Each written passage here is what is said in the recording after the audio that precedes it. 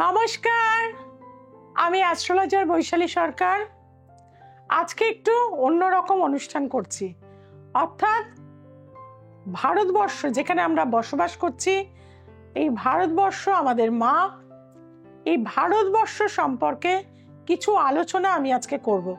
কারণ বহু ভবিষ্যৎবাণী যেগুলো আমি করেছি আপনারা প্রত্যেকেই জানেন, অক্ষর অক্ষরে মিলে গেছে। সেই হিসাবেই কিন্তু 2025 বৃহস্পতি অতিচার গতিতে চলে গেল 8 বছরের জন্য, এবং শনি মহারাজ 13 জুলাই থেকে কিন্তু রেট্রো মোশনে চলে যাবে 28 নভেম্বর পর্যন্ত। জলরাশিতে শনি যখন রেট্রো মোশনে চলে যায় তখন কিন্তু সে প্রবল ক্ষমতা সম্পন্ন হয়ে যায়, এবং যেটা কিন্তু ন্যাচারাল জোডিয়াকের দ্বাদশ ভাব, এবং সেখানে সে বরুণ বা নেপচুন যুক্ত অবস্থায় রয়েছে।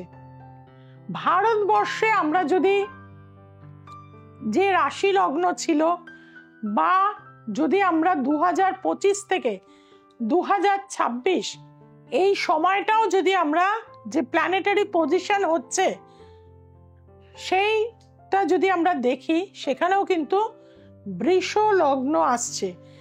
এবং ভারতবর্ষ যখন স্বাধীন হয়েছিল তখন ছিল কর্কট রাশি, আর এই বছরে কিন্তু আসছে মেষ রাশি, যেটা কিন্তু ভারতবর্ষের লগ্নের তৃতীয় পতি কিন্তু দ্বাদশে চলে যাচ্ছে, 3-12 কানেকশন হচ্ছে।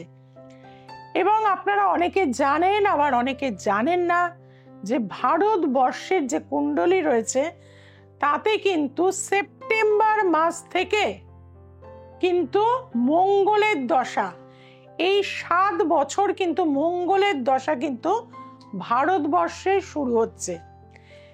এবং আমরা মঙ্গলের দশা, সপ্তম ভাবের দশা, এটা শুনলেই কিন্তু ভাবি যে বিবাহ সম্পর্কিত কোনো বা ব্যবসা সম্পর্কিত কোনো কথা। কিন্তু ম্যান্ডেন অ্যাস্ট্রোলজি, বা যেটা আমাদের সমগ্র ভারত বা অন্যান্য দেশকে, সেই ম্যান্ডেন অ্যাস্ট্রোলজি মতে আমরা যদি দেখি তাহলে কিন্তু সপ্তম ভাব মঙ্গল, এই মঙ্গল হচ্ছে আমাদের যুদ্ধের ভাব।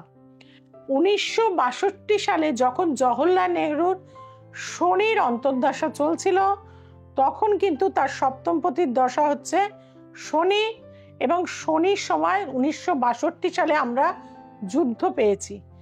ইন্দিরা গান্ধীর সময় 1971 সালে তার সপ্তমপতির দশায় শনির দশা, কর্কট লগ্ন, সেই সময়ও কিন্তু আমরা যুদ্ধ দেখেছি।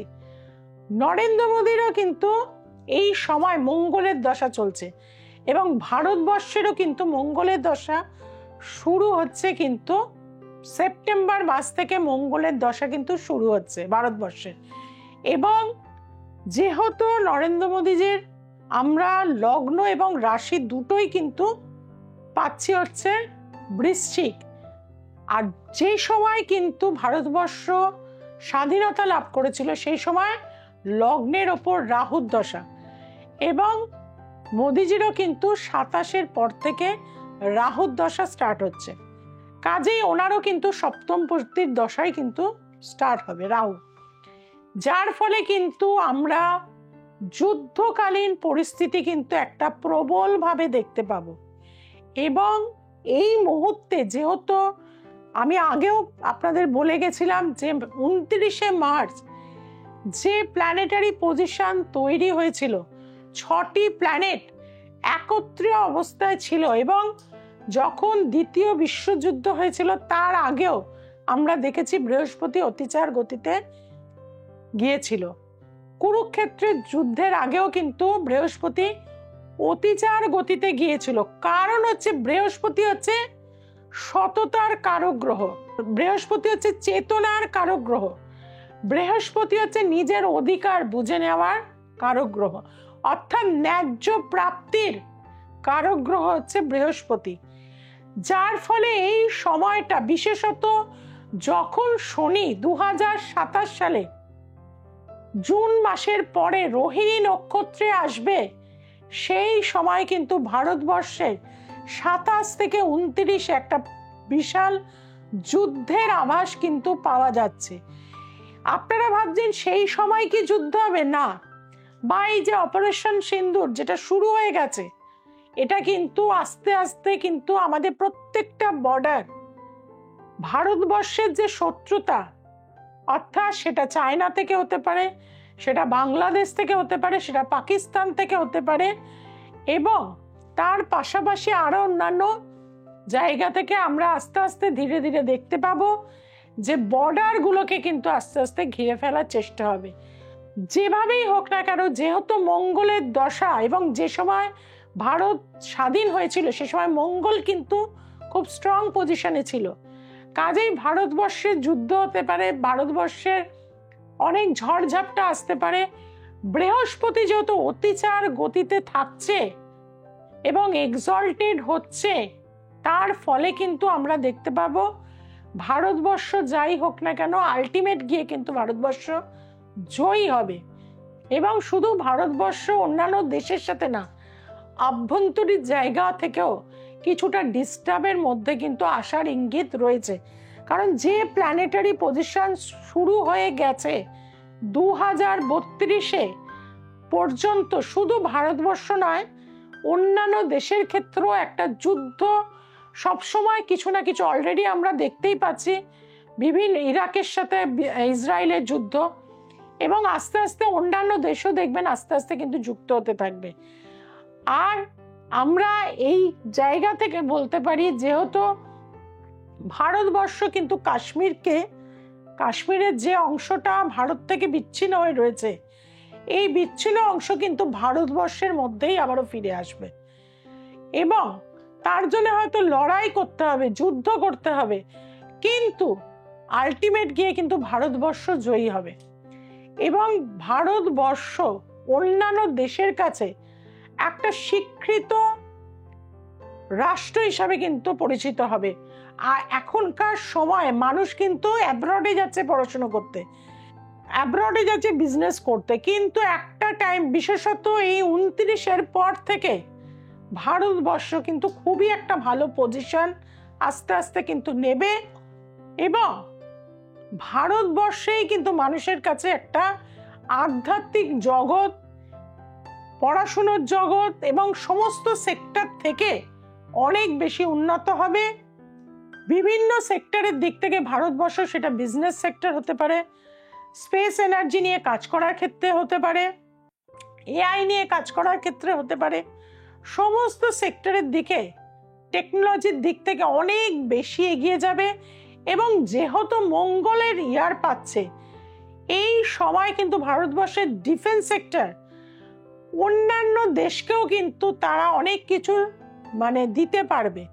সেই রকম পজিশন কিন্তু ভারতবর্ষের অলরেডি আস্তে আস্তে তৈরি হয়ে যাচ্ছে, এবং এটা আমরা এই যে অপারেশন সিন্দুর শুরু হলো আমরা সেটা দেখেছি।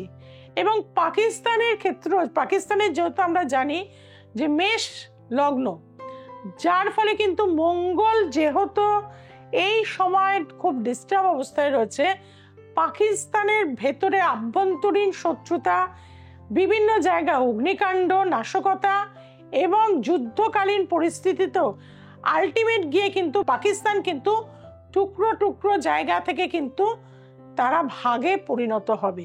কাজেই এই জায়গা থেকে আমি বলবো আমাদের প্রত্যেকটি ভারতবাসী, এখানে হিন্দু মুসলিম বলে কিছু না, আমরা প্রত্যেকেই ভারতবাসী, আমরা ভারতের সন্তান প্রত্যেকেই, আমরা চাইবো মিলেমিশে থাকতে, ঐক্যবদ্ধভাবে আমরা এগিয়ে যেতে, এবং আমাদের যে সৃষ্টি, নিয়ম, উপাচার, সে যে প্রত্যেকটা মানুষের আলাদা আলাদা উপাচার থাকতে পারে। সাউথে যেটা হয় আমাদের এখানে হয় না, আমাদের এখানে যে ধরনের বিধিগুলো আছে সেটা হয়তো সাউথে হচ্ছে না।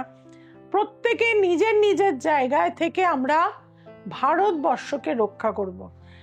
আর মঙ্গলের ইয়ার যেহেতু এই বছরটা, এবং মঙ্গল হচ্ছে অগ্নিকাণ্ড, যুদ্ধের, নাশকতার জায়গা, এবং আমাদের ভারতবর্ষে আমরা যাতে সম্পদশালী হতে পারি তার জন্য কিন্তু আমাদের নিজেদেরকে প্রত্যেককে সতর্ক হতে হবে, নানা রকম কনস্পিরেসি গুজব সেগুলোতে কান দিলে চলবে না। ভারতবর্ষ যাতে আরো এগিয়ে যায়, আমাদের মেধা শক্তিকেও কাজে লাগাতে হবে এবং প্রত্যেকটা ফ্যামিলিকে নিজেদের মধ্যে ঐক্যবদ্ধ হতে হবে। প্রতিটা ফ্যামিলির মধ্যেই যদি ডিস্ট্রাকটিভ নেচার তৈরি হয়, তাহলে দেশও কিন্তু আস্তে আস্তে দুর্বল হবে। সেই জন্য প্রতিটা ফ্যামিলি, প্রতিটা পাড়া, প্রতিটা জায়গা, প্রতিটা স্টেট আস্তে আস্তে নিজেদেরকে গড়ে তুলুন, সংঘবদ্ধ হন এবং প্রকৃতিকে বাঁচান। প্রকৃতি ছাড়া কিন্তু আমরা কিছু করতে পারবো না। আমরা করোনার সময়ও দেখেছি যে কি অবস্থা হয়েছিল। সেই পরিণতি যেন আমাদের মধ্যে না আসে, তার জন্য কিন্তু আমাদের তৈরি হতে হবে এবং যার যে ধর্ম আছে সেটা পালন করুন, নিষ্ঠাভাবে থাকুন, মানুষকে ভালোবাসুন, মানুষের বিপদে গিয়ে পাশে দাঁড়ান, ঐক্যবদ্ধ হন। তাহলে কিন্তু ভারতবর্ষ শ্রেষ্ঠ রাষ্ট্ররূপে কিন্তু আমরা দেখতে পাবো। অলরেডি আমরা সেটা আস্তে আস্তে দেখে চলেছি এবং সেটা আলটিমেট গিয়ে সাকসেসে কিন্তু পরিণত হবে। কিন্তু প্রতিটা মানুষকেই আমি এই সময় বলবো যে সতর্ক আমাদের প্রত্যেককেই হতে হবে, কারণ প্ল্যানেটারি পজিশন কিন্তু ভালো নেই। রাষ্ট্রের যখন ভালো নেই, আপনার আমার প্রত্যেকের কুণ্ডলীর জায়গা থেকেই কিন্তু সেখানে কিছু না কিছু ডিস্টার্ব। কারণ আমরা তো সমাজ বাদ দিয়ে কোনো মানুষ নই, সমাজে থাকি। আজকে দেখুন ইরাকে যেহেতু যুদ্ধকালীন, ইসরায়েলের যুদ্ধকালীন, সেখানের যে এফেক্ট সেটা কিন্তু ধীরে ধীরে আমরাও পাবো। এই যে তেলের দাম, তেলের জায়গাগুলো যে ডিস্ট্রয় হয়ে যাচ্ছে, তেলের দাম বৃদ্ধি হবে। আর তেলের দাম বৃদ্ধি হওয়া মানে প্রত্যেকটা জিনিসের মূল্য বৃদ্ধি হবে। যদিও ভারতবর্ষ অর্থনৈতিক জায়গা থেকে অনেক বেশি স্বচ্ছন্দ জায়গায় চলে আসবে এবং ভারতবর্ষের, আমি আবারও বলছি, সোনা, রূপো, তামা এইগুলোর দাম ধীরে ধীরে বৃদ্ধি পাবে। আপনারা প্রত্যেকেই বলবো নগদ টাকা এবং তার পাশাপাশি এইগুলো কিন্তু কিনে রাখা। সম্পদশালী হতে গেলে কিছু না কিছু ভাবে আপনাকে কিনতেই হবে। এইভাবেই কিন্তু আপনারা প্রত্যেকটা অনুষ্ঠান আমার ফলো রাখুন, প্রতিনিয়ত প্রতি মাসের যে প্রেডিকশন আপডেট। কারণ 13ই জুলাই থেকে 25শে নভেম্বর পর্যন্ত সময়টা কিন্তু ভালো নয়, প্রকৃতিগত জায়গা থেকেও ভালো না। যুদ্ধকালীন পরিস্থিতি প্রবলভাবে, ভারতবর্ষের বিভিন্ন বর্ডার সেক্টরগুলো থেকে যুদ্ধ আমরা আবারও পাবো এবং ভূমিকম্প, প্রাকৃতিক বিপর্যয় এগুলো কিন্তু দেখতে পাবো। মহামৃত্যুঞ্জয় মন্ত্র করবেন, গায়ত্রী মন্ত্র করবেন, আত্মাস্তব করবেন। বিভিন্ন ধর্মের মানুষরা তাদের যে উপাচার আছে অবশ্যই সেগুলো পালন করুন। ডিসিপ্লিনে থাকুন। ডিসিপ্লিন থাকলেই কিন্তু মানুষ একটা ঐক্যবদ্ধ হতে পারে এবং ডিসিপ্লিনেই মানুষকে সফলতা এনে দেয়। যারা চাইছেন পরবর্তী সময় আমি পরপর কিন্তু এপিসোড দিয়ে থাকবো প্রতিটা মাসেই, ভারতবর্ষ বা অন্যান্য দেশেরও কি পরিস্থিতি সেইগুলো নিয়েও কিন্তু আলোচনা করব। তার জন্য কি করতে হবে, দেখতে হবে দ্য এসেন্স অফ অ্যাস্ট্রোলজি। সোমবার, মঙ্গলবার, শুক্রবার এবং রবিবার রাত্রি 9টায় দেখতে কিন্তু ভুলবেন না। আপনারা যেটা ভুলে যাচ্ছেন সেটা হচ্ছে চ্যানেলটিকে সাবস্ক্রাইব করতে। যদি আমার চ্যানেলটিকে ভালো লাগে অবশ্যই এখনই চ্যানেলটি সাবস্ক্রাইব করে দিন। যে বেল আইকনটি রয়েছে তাকে প্রেস করে দিন, চেনা জানা বন্ধু বান্ধবের কাছে ছড়িয়ে দিন। প্রতিদিন দুপুর 2টো থেকে 3টে ফেসবুক লাইভে আমি আসি দ্য এসেন্স অফ অ্যাস্ট্রোলজিতে। সরাসরি আমার সাথে কথা বলতে পারবেন, আপনার নিজের সম্পর্কে জানতে পারবেন। আর যা দূরে রয়েছেন, ভাবছেন কি করব, সমস্যা মুক্ত তো হতে চাইছি, 25শে জুলাই কিন্তু আমি আবারও থাকছি তারাপীঠ মহাশ্মশানে শ্রাবণী অমাবস্যাতে। যারা চাইছেন সেখানে আসতে বা অনলাইন প্রেডিকশন করাতে 6290513152, আরেকটি নাম্বার হচ্ছে 8697339671-এ অবশ্যই যোগাযোগ করুন। আজকে এই পর্যন্ত। সবাইকে বলবো গাছ লাগান, প্রাণ বাঁচান। সবাই ভালো থাকুন, সবাইকে ভালো রাখুন। নমস্কার।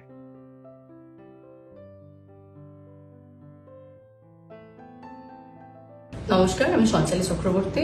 আমি বৈশালী ম্যামের কাছে এসেছিলাম আমার বিয়ে ঠিক হওয়ার আগে থেকে। তো তখন আমি কলেজে পড়তাম, তারপরে আমার বিয়ে হয়েছে। আমার মাঙ্গলিক দোষ ছিল, কালসর্প দোষ ছিল, সেই সমস্ত কিছু ম্যাম ঠিক করে তারপর আমার বিয়ে হয়েছে। আমি এখন ভালো আছি, আমি এখন চাকরিও করছি। ম্যামের কাছে এলে পরে সমস্ত সমস্যার সমাধান পাওয়া যাবে, এটা তো ফর শিওর। এতটুকুনি আমি একদম প্রমাণ হিসেবে বলতে পারি। আপনারা যারা আমার মতন নানান রকম সমস্যার মধ্যে রয়েছেন, তারা একবার আসুন ম্যামের কাছে। নানান জায়গায় ঠকে গেছেন বা বিশ্বাস উঠে গেছে অ্যাস্ট্রোলজির উপর থেকে, তারা একবার ম্যামের কাছে আসুন। আপনারা বুঝতে পারবেন যে বিশ্বাস রাখতে উনি জানেন।